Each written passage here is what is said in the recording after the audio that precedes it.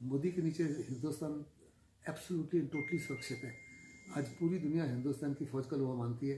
पाकिस्तान साफ तौर पर जानता है कि किसी भी बड़े हादसे को अंजाम देगा तो हिंदुस्तान घुस के उसके अंदर मारेगा। वो इस्लामाबाद को भी कैप्चर कर लेंगे और पूरे पाकिस्तान को भी शरिया लॉ लगा देंगे। चीन भी 100 बारी सोचेगा हिंदुस्तान के साथ पंगा लेने के लिए। अगर चीन ने किसी प्रकार से हिंदुस्तान के ऊपर कुछ भी बड़ी छेड़खानी करने की कोशिश करी तो उसकी एम्बेरसमेंट और उसकी हार तो निश्चित है। पाकिस्तान के पास पैसा ही नहीं है उसके कर्ज को लुटाने के लिए। और जहाँ तक बलूचिस्तान के लोग हैं, सिंध के लोग हैं, पीओके के लोग हैं, वो शुरू से ही सीपेक के खिलाफ है। पाकिस्तान जो है वास्तव में कम्प्लीटली खत्म हो जाएगा।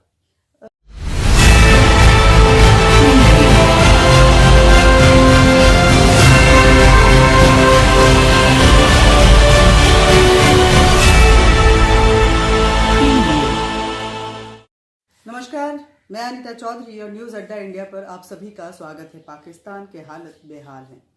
पाकिस्तान में आए दिन कोई ना कोई समस्या खड़ी हो रही है। पहले आटे की समस्या, फिर सत्ता और बेरोजगारी और आर्थिक समस्या तो थी ही, अब बत्ती गुल है पाकिस्तान की। पाकिस्तान के अगर बात करें तो वहाँ के आर्मी जनरल मुल्ला और वहाँ के प्रधानमंत्री शहबाज शरीफ दोनों ही हर देश में जाकर कटोरा लेकर के भीख मांग रहे हैं, लेकिन हेकड़ी नहीं जा रही। हेकड़ी इन द सेंस कि जब वो भारत की बात करते हैं तो कश्मीर राग फिर से अलापने लगते हैं और पाकिस्तान की जनता त्राहिमाम करते हुए ना जाने कितनी ही फिफ्तियाँ इन दोनों पे कस रही हैं। अपने रिलीफ की बात करिए, अब तो सिंध देश की भी बात वहाँ चलने लगी है। सिंध में भी ऐसा लग रहा है कि विद्रोह जो है वो चालू हो चुका है। क्या होगा पाकिस्तान का और भारत की रणनीति ऐसे में क्या होनी चाहिए, इस पर बात करने के लिए हमारे साथ हमारे देश के शानदार आर्मी के मेजर जनरल पीके सहगल साहब हैं। सर, बहुत बहुत स्वागत है आपका न्यूज़ अड्डा इंडिया पे। पाकिस्तान की इस स्थिति पर आप क्या कहना चाहेंगे? इस समय पाकिस्तान की स्थिति जो है बहुत ही खराब है। वो पॉलिटिकली, इकोनॉमिकली और सिक्योरिटी वाइज कम्प्लीटली अनस्टेबल है। वहाँ भुखमरी आसमान को छू रही है, बेरोजगारी आसमान को छू रही है, इंफ्रास्ट्रक्चर डिस्ट्रॉय हो गया है, वहाँ पे एजुकेशन ख़त्म हो गई है और लोग जो है काफ़ी ज़्यादा तंग है। आटा जो है 150 रुपये किलो है, दूध जो है उससे भी ज़्यादा है, पेट्रोल और डीजल जो है तकरीबन 240-250 रुपये लीटर है, चिकन 650 रुपये किलो है, जहाँ तक कुकिंग गैस का सिलेंडर है 10,000 रुपये का एक सिलेंडर है। और इसके साथ साथ जो है पाकिस्तान का लास्ट 24 घंटे से पाकिस्तान की बिजली भी कम्प्लीटली बंद हुई है। सो इस समय पाकिस्तान के पास ना तो एनर्जी है और ना ही खाने पीने की चीज़ें हैं। इससे उनके जो अवाम है बहुत ज़्यादा 90% जो है वो अपनी ज़िंदगी को चालू रखने के लिए बहुत ही ज़्यादा परेशान हो चुके हैं। तो आपने कहा कि ना एनर्जी है पाकिस्तान के पास, अभी फिलहाल ना एनर्जी है और ना ही पावर है, लेकिन अपने आप को सुपर पावर मानने से पाकिस्तान अभी भी इनकार नहीं कर रहा है। वो बोलता है कि भारत से हम बातचीत के लिए तैयार हैं, लेकिन कश्मीर का मसला हल होना चाहिए। कश्मीर की राग अलापता है। वो बोलता है कश्मीर में अल्पसंख्यकों की जो हालत है वो भारत में बहुत ख़राब है और कश्मीर की ऑटोनॉमी को बर्बाद करके ये भारत ने गलत किया है, पाकिस्तान उसको दिलवा के रहेगा। लेकिन पाकिस्तान के अपने ही अंदर में देखें तो बलूचिस्तान अलग मांग हो रही है और अब सिंध देश की वहाँ पे नारे लग रहे हैं कि पहले बना था बांग्लादेश, अब बनेगा सिंध देश। तो पाकिस्तान की इस अपने आप में स्वायत्त वाली जो स्थिति है कि मैं खुद ही सुपर पावर हूँ, मैं खुद ही सारी चीज़ें करूँगा, मतलब कटोरा लेके देश देश जा रहे हैं, लेकिन अभी तक वो हेकड़ी नहीं गई। इसमें किसी प्रकार का कोई शक नहीं कि पाकिस्तान की एरोगेंस जो है बिल्कुल खत्म नहीं हुई।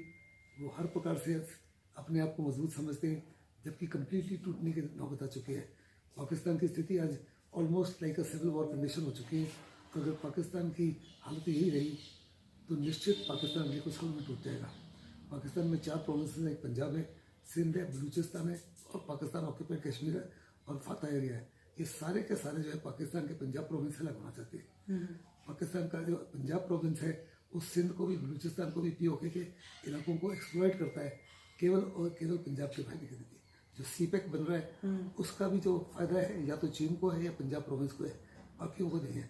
ऐसे में सारे के सारे जो है सेंट्रल गवर्नमेंट के खिलाफ है और उठ खड़े हुए हैं। जहाँ तक हिंदुस्तान का ताल्लुक है, हिंदुस्तान को संयम रखना चाहिए, वेट एंड वॉच। हम उनको मॉरल सपोर्ट दे रहे हैं, अभी मॉरल सपोर्ट के साथ साथ अगर उनको इकोनॉमिक और पॉलिटिकल सपोर्ट भी दें तो पाकिस्तान के टुकड़े तो निश्चित है, लेकिन हम नहीं चाहते कि हमारे पड़ोस में इंस्टेबिलिटी हो, क्योंकि पाकिस्तान में इंस्टेबिलिटी हो तो उसका असर बहुत बड़े पैमाने पर, बुरा असर हिंदुस्तान के ऊपर भी पड़ेगा।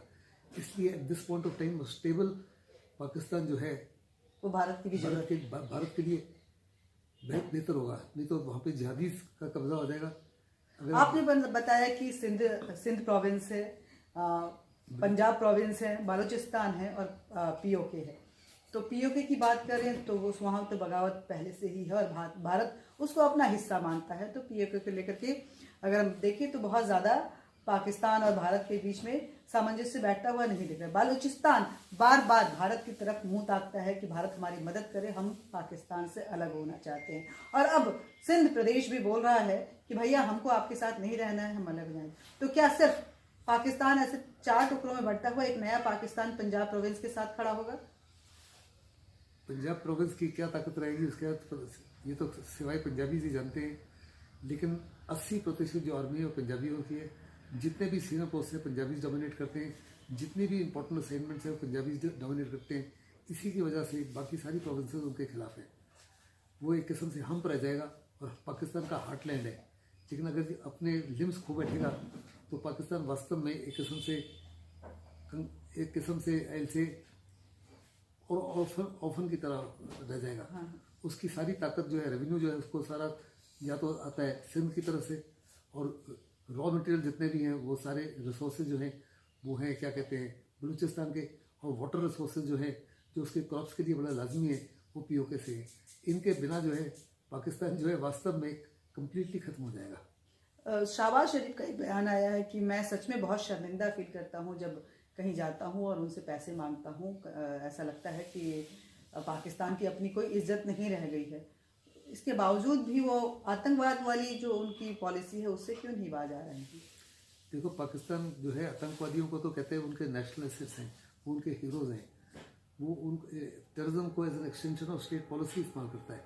उसकी बड़ी ज़बरदस्त कोशिश है कि जैसे हिंदुस्तान ने पाकिस्तान के 2 टुकड़े किए तो 1000 कट्स के माध्यम से हिंदुस्तान को इकोनॉमिकली, पॉलिटिकली और यूथ को ड्रग्स के माध्यम से बर्बाद करे।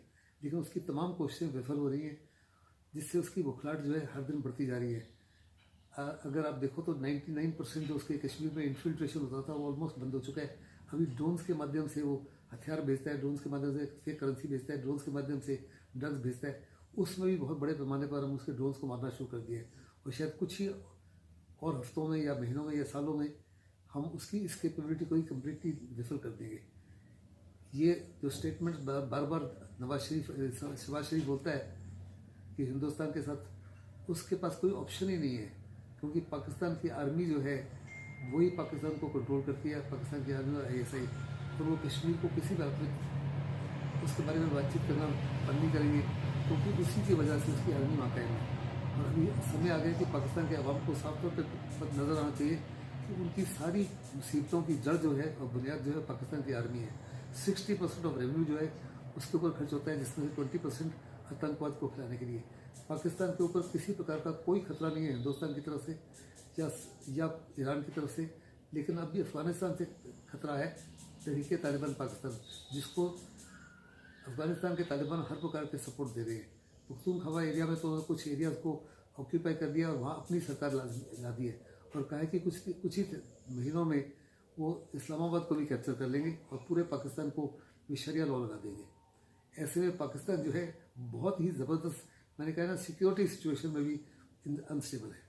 वर्ल्ड फोरम पे क्या किया, आखिर जियो पॉलिटिक्स क्या होगी पाकिस्तान को लेकर के, क्योंकि चीन पाकिस्तान में अपने पैसे लगाए हुए है और दुनिया ये चीन प्रोवाइडेड जो आतंकवाद है उससे परेशान है। ऐसे में पाकिस्तान और चीन की क्या स्थिति रहेगी जब पाकिस्तान बिल्कुल तरह से कोलैप्स हो जाएगा?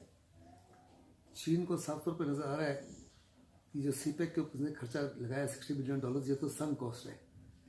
किसी प्रकार से इसको चीन को कोई फ़ायदा नहीं होना चाहिए। पाकिस्तान के पास पैसा ही नहीं है उसके कर्ज को लुटाने के लिए। और जहाँ तक बलूचिस्तान के लोग हैं, सिंध के लोग हैं, पीओके के लोग हैं, वो शुरू से ही सीपेक के खिलाफ हैं। और एक बार ये प्रोविंसेस अलग हो गए तो सीपेक की रेलेवेंस और इम्पोर्टेंट खत्म हो जाएगी। दूसरा, बड़े पैमाने पर चीन जो है अफगानिस्तान में भी उनके रॉ मटेरियल को एक्सप्लॉइट करने के लिए तालिबान के सरकार के साथ में ताल्लुकात बढ़ा रहा है। लेकिन वहाँ भी जो ISIL है वो बिल्कुल खिलाफ है चीन के, और वो कहते हैं किसी भी हालत में हम अफगानिस्तान के रिसोर्सेज को एक्सप्लॉइट नहीं करने देंगे चीन के द्वारा। ऐसे में चीन को तो साफ तौर पर नजर आ रहा है कि वास्तव में चीन की असलियत को पाकिस्तान पहचान चुका है, अफगानिस्तान पहचान चुका है, और it's only a question of time जबकि यहाँ के जो टेररिस्ट हैं वो चीन को बर्बाद करना शुरू करेंगे, बिल्कुल उसी माफी जिस माफी वो आज पाकिस्तान को बर्बाद कर रहे हैं। भारत सरकार को क्या नसीहत देना चाहेंगे आर्मी के नज़रिए से, सेना के नज़रिए से, और मोदी सरकार के अंडर में भारत को कितना सुरक्षित महसूस कर रहे हैं? मोदी के नीचे हिंदुस्तान एब्सोल्युटली एंड टोटली सुरक्षित है। आज पूरी दुनिया हिंदुस्तान की फौज का लोहा मानती है। पाकिस्तान साफ तौर पर जानता है कि किसी भी बड़े हादसे को अंजाम देगा तो हिंदुस्तान घुस के उसके अंदर मारेगा, उसके देश के अंदर। जहाँ तक कश्मीर का तल्लुक है, पाकिस्तान की तमाम एफर्ट्स जो हैं विफल हो गई हैं। जहाँ तक चीन का तल्लुक है, अभी यांगसे में जो तवांग के इलाके में उसके साथ थोड़ी मुठभेड़ हुई, और गलवान में उसको हिंदुस्तान की ताकत साफ तौर पर नजर आ गई है। चीन भी 100 बारी सोचेगा हिंदुस्तान के साथ पंगा लेने के लिए, अगर चीन ने किसी प्रकार से हिंदुस्तान के ऊपर कुछ भी बड़ी छेड़खानी करने की कोशिश करी तो उसकी एम्बेरसमेंट और उसकी हार तो निश्चित है। बहुत बहुत धन्यवाद सर। तो ये है जियोपॉलिटिक्स में पाकिस्तान की स्थिति, और भारत जिस दमखम के साथ विश्व पटल पर अपने आप को स्थापित कर चुका है, कहीं ना कहीं चीन को भी इसका अंदाजा हो चुका है, और अंदाजा ही नहीं, एहसास भी हो चुका है। गलवान को अगर लें, और अभी हाल ही में जब अरुणाचल प्रदेश में एक मुठभेड़ हुआ था जिसमें चीनियों को कितनी तरह से शिकस्त होना पड़ा था, ये जब हमने देखा था। न्यूज़ अड्डा इंडिया पे ऐसे ही बने रहिए। धन्यवाद। जय हिंद, जय भारत।